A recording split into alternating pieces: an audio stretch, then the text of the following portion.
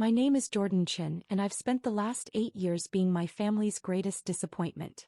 Started when I dropped out of medical school halfway through my second year. My parents had immigrated from Taiwan in the 1980s, built a successful restaurant supply business, and raised 3 children with one very clear expectation: become a doctor, lawyer, or engineer. Preferably a doctor. My older cousin David was a cardiologist at Johns Hopkins. Cousin Michelle was a partner at a corporate law firm in Boston. Cousin Robert was a neurosurgeon. Cousin Amy was a federal prosecutor. The list went on. 12 cousins, all with advanced degrees, all with impressive titles, all making our family proud. And then there was me. I'd gotten into Stanford Medical School, which made my parents ecstatic. For exactly 18 months. Then I'd walked away. "I don't want to be a doctor," I'd told my father over dinner one night. The silence that followed was deafening. "What do you mean you don't want to be a doctor?" my mother finally asked, her voice barely above a whisper. "I mean, I hate it. I'm miserable. I can't spend the next 40 years doing something that makes me this unhappy." My father set down his chopsticks carefully. "Do you know how many people would kill for your opportunity? Do you know what we sacrificed to get you here?" "I know, Dad. But..." "No buts. You finish medical school. You become a doctor. Then you can be unhappy if you want." But I didn't finish. I withdrew the next day. My parents didn't speak to me for 6 months. When they finally did, it was to inform me that I was no longer welcome at family gatherings until I figured out my life. That was 8 years ago. In the years that followed, I became the cautionary tale at every family dinner. The example of wasted potential. The reminder of what happens when you don't follow the plan. "Did you hear Jordan is still doing that computer thing?" my aunt would say, her voice dripping with pity. "Such a shame," someone else would add. "All that intelligence wasted." My mother would nod sadly as if I'd died instead of just choosing a different career path. What they didn't know, what I'd deliberately kept from them, was that computer thing had turned into something extraordinary. After dropping out of med school, I'd moved to Austin, Texas. I chose Austin specifically because it was far from family, affordable, and rapidly becoming a tech hub. I had an idea. During medical school, I'd noticed how inefficient hospital supply chain management was. Hospitals were overpaying for basic supplies, dealing with constant shortages and drowning in paperwork. The system was broken. I spent 6 months building a software platform that used AI to optimize hospital supply ordering. It predicted needs based on patient flow, seasonal trends, and historical data. It automated ordering, negotiated bulk pricing, and reduced waste. I called it MedFlow. My first customer was a small community hospital in Texas that was drowning in supply costs. I gave them a 3-month free trial. After 3 months, they'd reduced supply costs by 34% and eliminated stockouts completely. They signed a 3-year contract. Then they told their network. Within 6 months, I had 12 hospitals using MedFlow. Within a year, I had 50. I hired 2 developers from UT Austin, a sales director who'd worked in medical software, and a customer success manager. We operated out of a small office in East Austin.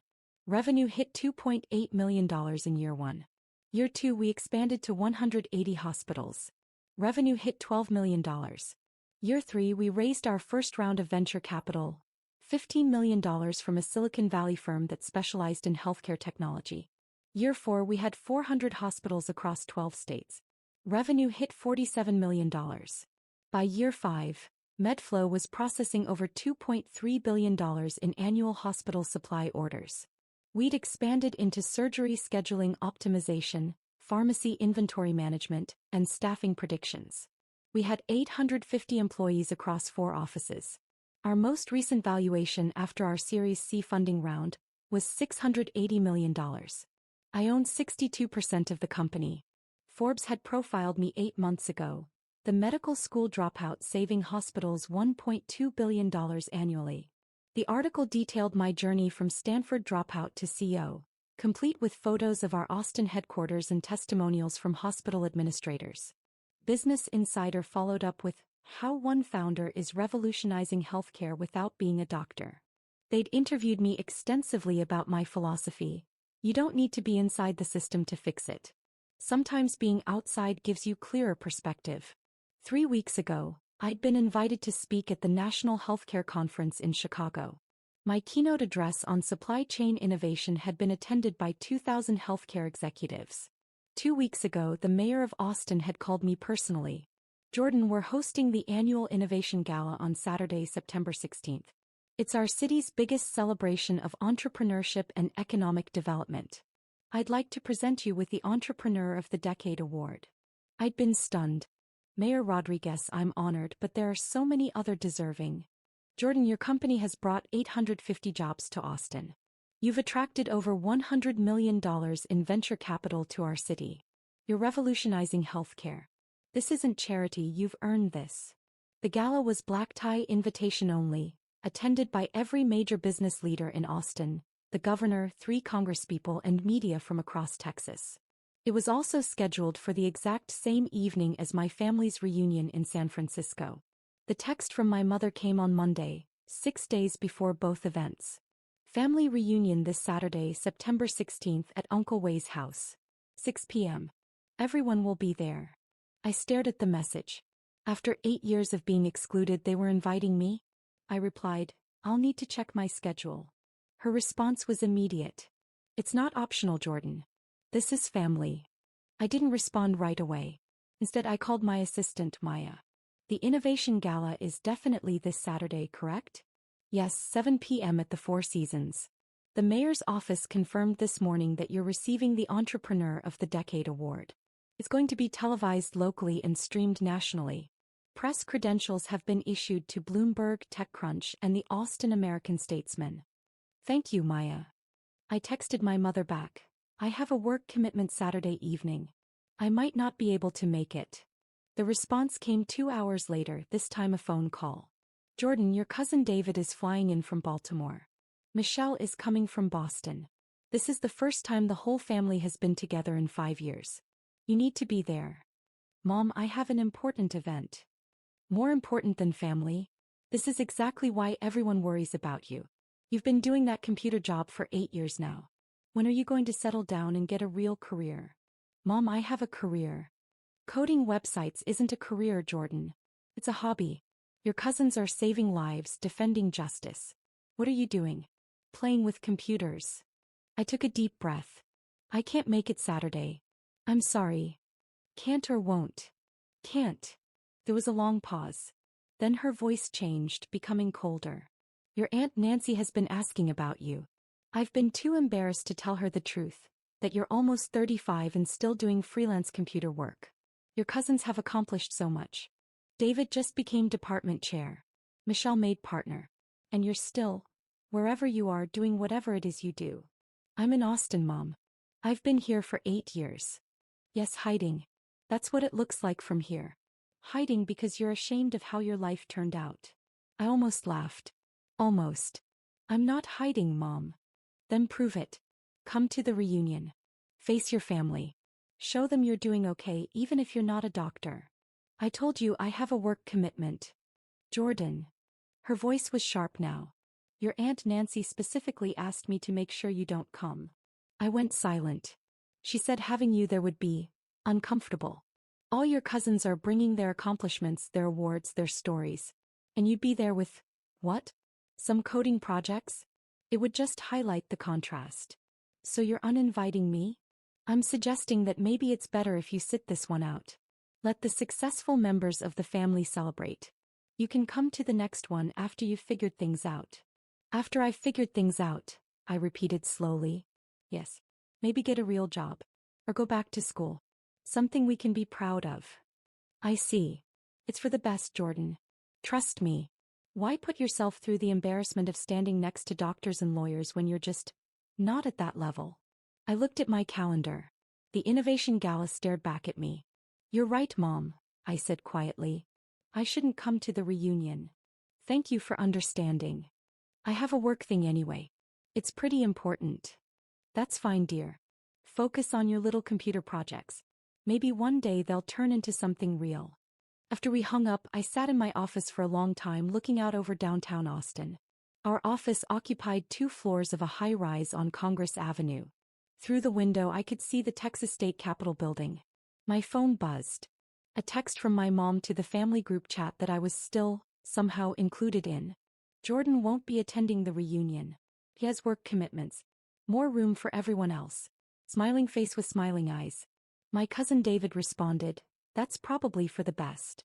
More space for those of us who've actually accomplished something. Michelle added, is he still doing that computer thing? So sad. Robert, maybe he'll figure it out eventually. We can't all be high achievers. I muted the group chat and called Maya. The speech for Saturday, I want to revise it. Revise how? I want to add a personal story. About family expectations, about choosing your own path, about success looking different than you planned. That sounds powerful. Send me your thoughts and I'll help you structure it. That evening I went for a run along Lady Bird Lake.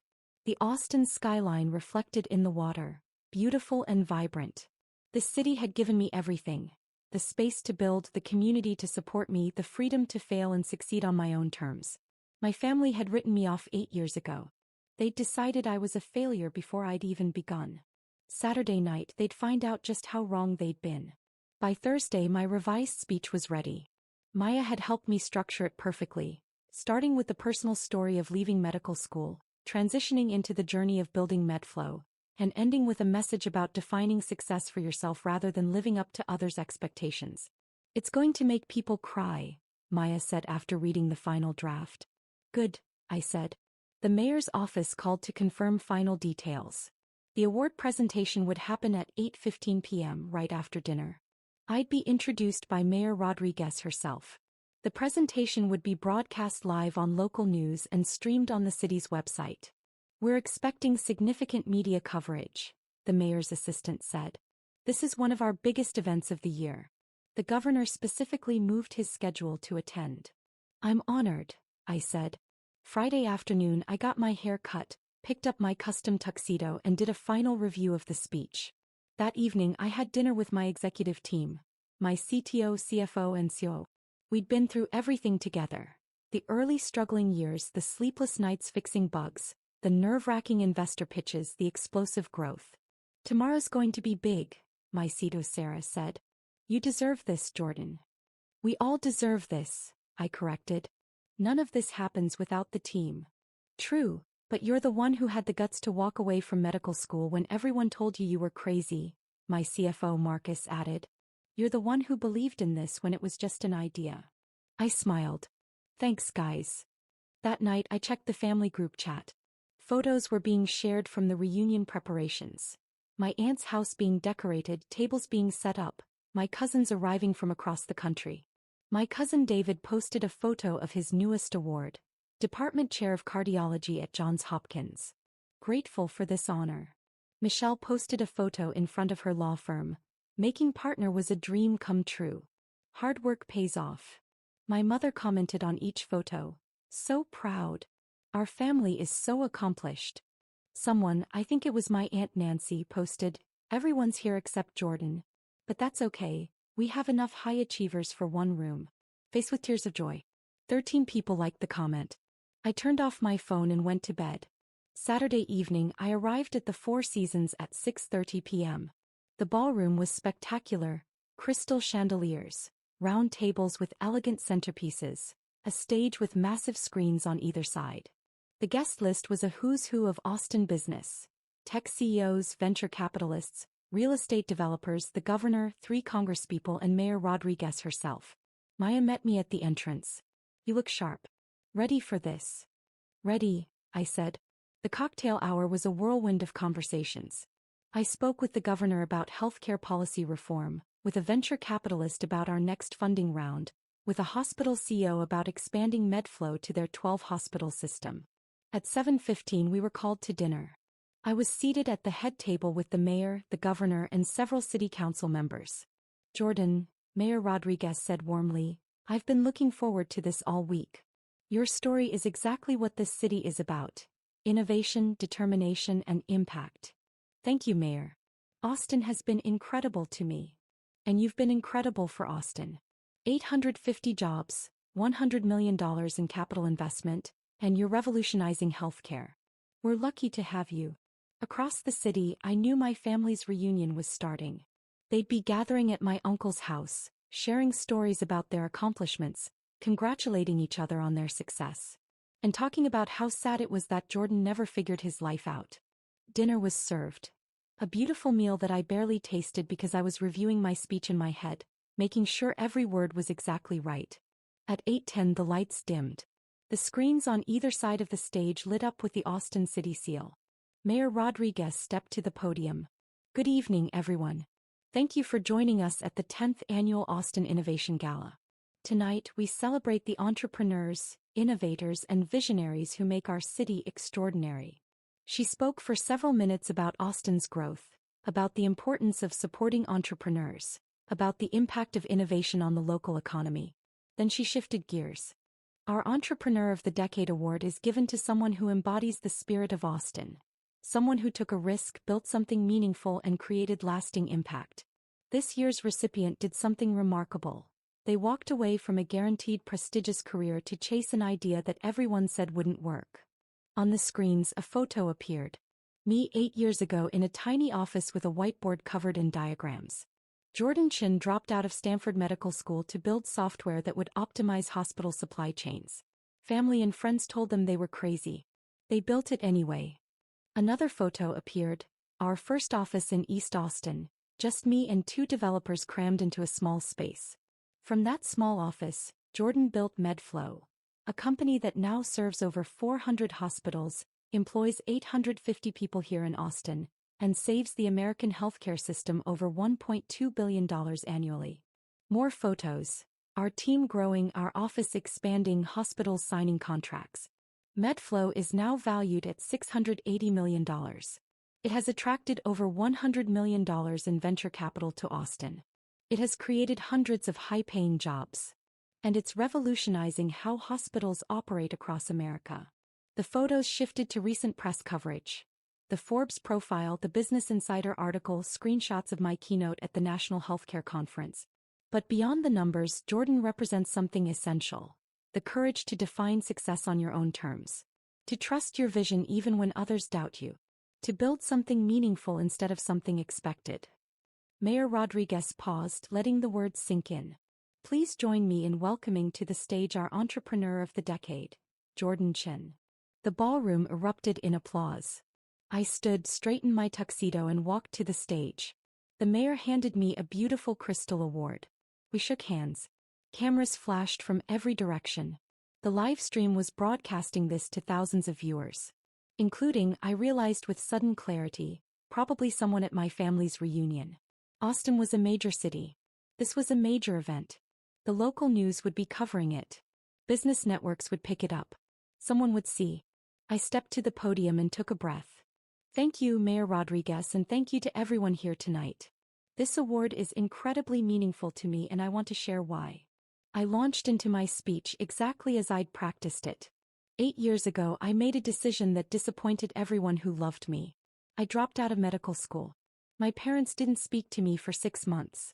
My extended family treated me like a cautionary tale. I was supposed to be a doctor and instead I became, what? A dropout. A failure. A disappointment. I could see people leaning forward, completely focused. I moved to Austin because I needed space to figure out who I was outside of other people's expectations. I had an idea, a possibly crazy idea, about fixing hospital supply chains. I didn't have a business degree. I didn't have experience in healthcare administration. I just had a problem I wanted to solve. On the screens behind me, photos of MedFlow's early days played. The first year was brutal. I lived in a tiny apartment, ate ramen more days than not, and worked 16-hour days building software I wasn't sure anyone would want. My family thought I was wasting my life. My former classmates were becoming doctors. And I was coding in a small office hoping I wasn't making a massive mistake. I paused, letting the vulnerability sit. But something happened. The software worked. Hospitals started using it. Lives improved. Not because I was in the operating room but because I was in the server room. Patients got better care because their hospitals had better systems. Healthcare workers had less stress because the logistics ran smoother. Money was saved that could be spent on actual patient care. The audience was completely silent. I learned something important. There are many ways to make a difference. Being a doctor wasn't my way. Building technology that helps doctors. That was my way. And it took me dropping out of the path everyone expected to find the path I was meant for. I looked directly at the camera broadcasting the event. To everyone watching who feels like a disappointment because you chose a different path, you're not a failure. You're a pioneer. To everyone who's been told their dreams aren't practical or prestigious enough, don't listen. To everyone who's been excluded from the table because you don't fit the traditional definition of success, build your own table. The room erupted in applause, but I wasn't finished. This award isn't just mine. It belongs to the 850 people who work at Medflow. It belongs to the hospitals that took a chance on an unproven product from an unknown company. It belongs to the venture capitalists who believed in the vision. And it belongs to the city of Austin, which gave a medical school dropout the space to become something else entirely. I raised the Crystal Award. Thank you for this incredible honor. Thank you for celebrating success that looks different than expected. And thank you for proving that sometimes the best way to heal the world isn't by following the prescription, it's by writing a new one. The standing ovation lasted 2 full minutes. As I walked off the stage, my phone, which I'd silenced but could still see, was lighting up like a Christmas tree. Text after text after text after text. Maya intercepted me as I left the stage. Jordan, you need to see this. She held up her phone. Twitter was exploding with clips from my speech. Hashtag Entrepreneur of the Decade was trending. The Forbes verified account had tweeted, "Medical school dropout to $680 million company at Jordan Chen's inspiring speech at Austin Innovation Gala is a must-watch." TechCrunch had already published an article. Medflow CEO Jordan Chen receives Austin's Entrepreneur of the Decade award, delivers powerful speech about defying expectations. Bloomberg was running a live segment about the award. And then I saw it. A text from my cousin Michelle, the lawyer. "Jordan, please call me immediately." Followed by one from David, the cardiologist. "Is this real?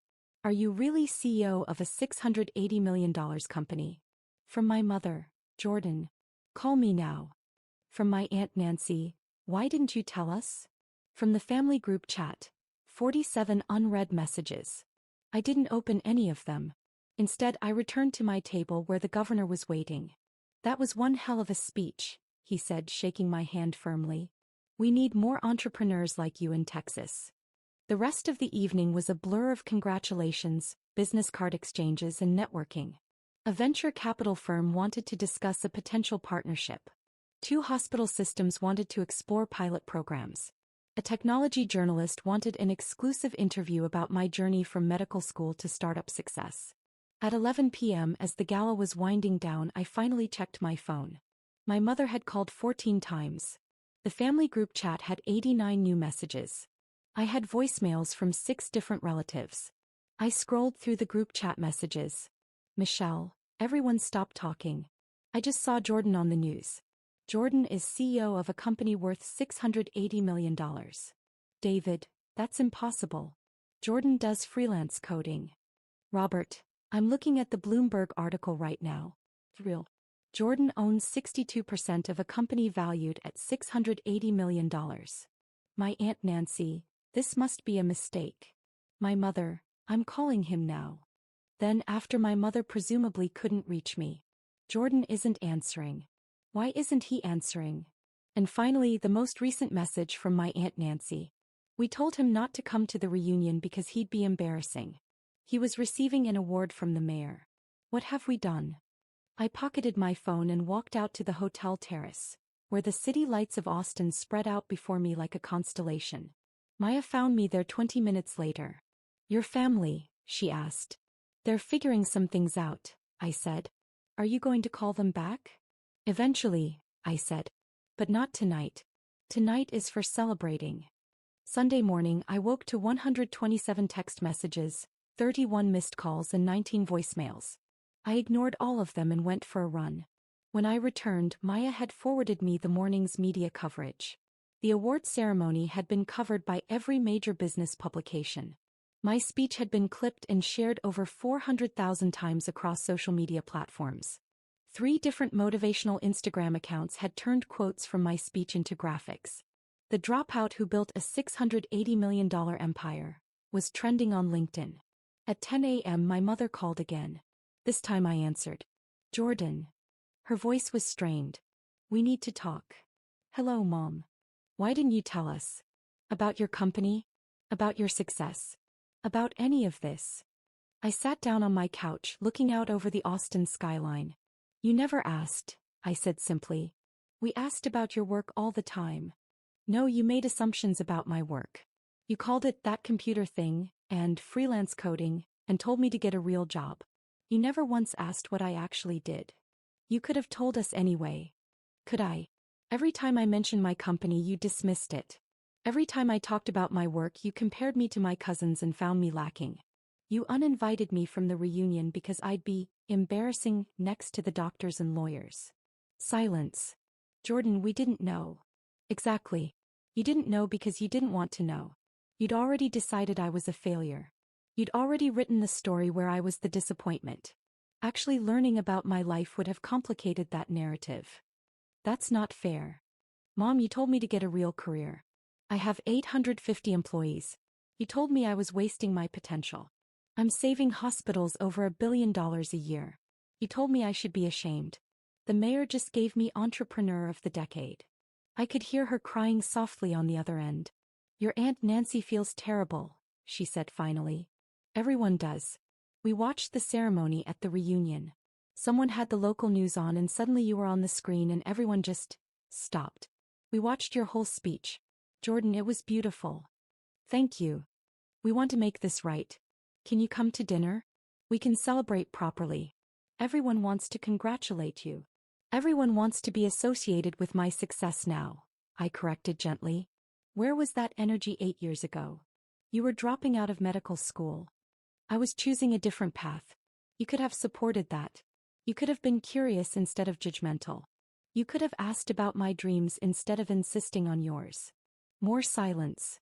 What do you want from us? She finally asked. I don't want anything from you, Mom. That's what I've been trying to tell you. I built this without your support, without your approval, without your presence. I'm not angry, I'm just done needing you to validate me. Jordan. I need to go, Mom. I have a board meeting tomorrow morning. Will you at least think about dinner? Please. I'll think about it. I hung up. Over the next few days, the messages continued.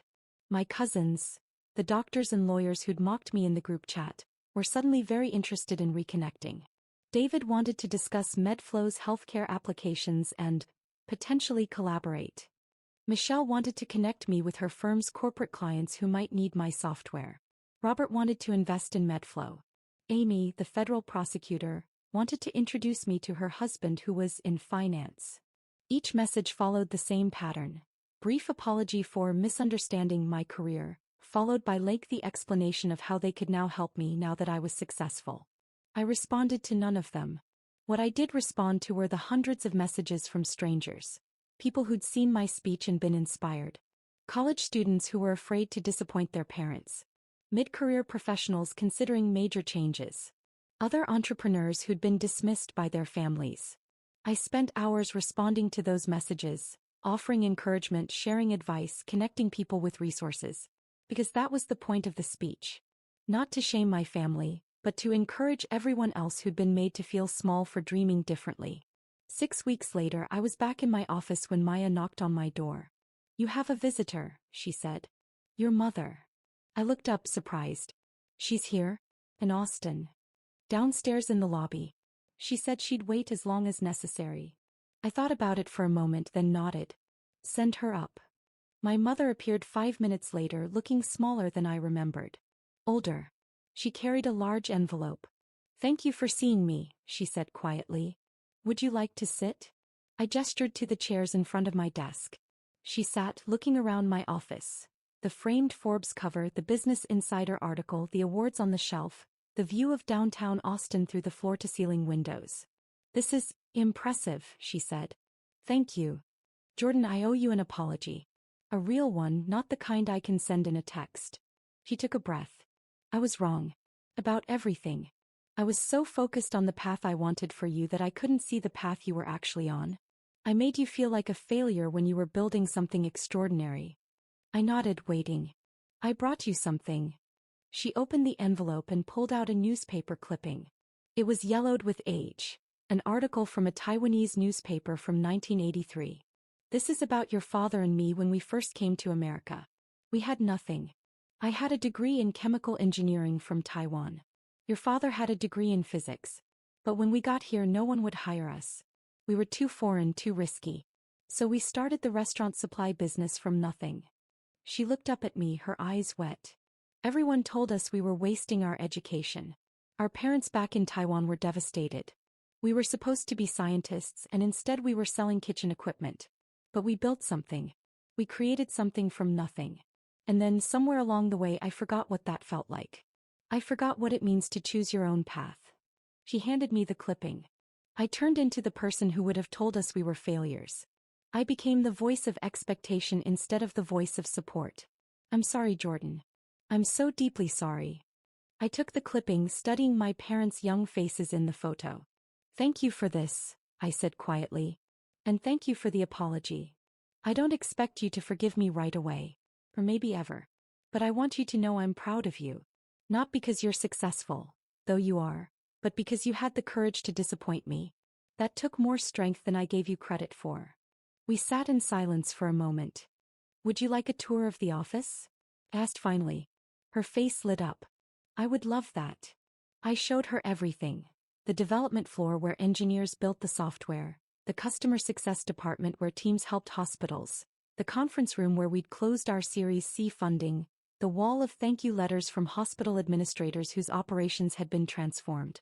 We got one last week from a rural hospital in Montana, I told her.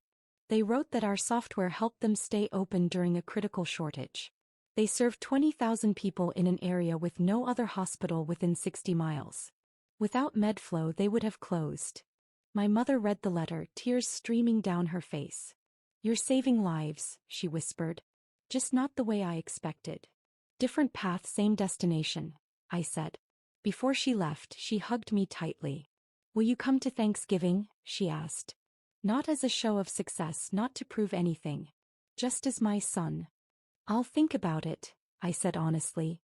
That's all I can ask. After she left, I stood by my office window for a long time. My phone buzzed. A text from Sarah, my CTO. The hospital system in California just signed. All 12 locations. $8.7 million contract. I smiled and typed back. Excellent work. Tell the team I'm buying lunch tomorrow. That evening, I went to my favorite taco place in East Austin. The same place I'd eaten at least twice a week during those early, struggling years. The owner, Maria, greeted me with a huge smile. I saw you on TV, she said. The mayor's award. Jordan, I'm so proud.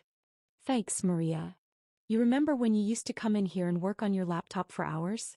I used to worry you weren't eating enough. I laughed. I remember.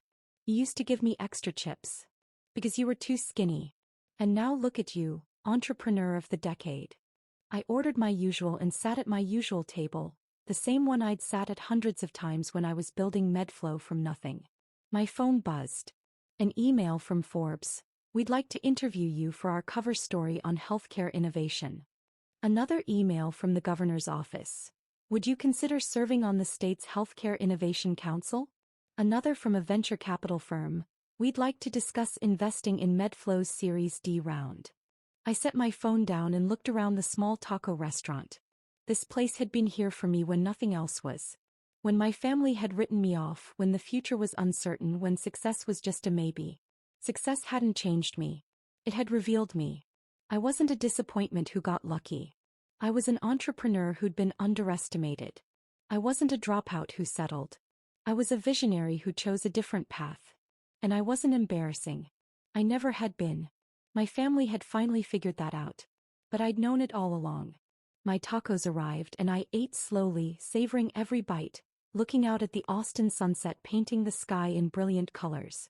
I'd come to this city 8 years ago as a medical school dropout with an idea and a dream. I was leaving here. Well, I wasn't leaving. I was staying. This was home. And home, I'd learned, isn't where people accept you. Home is where you accept yourself.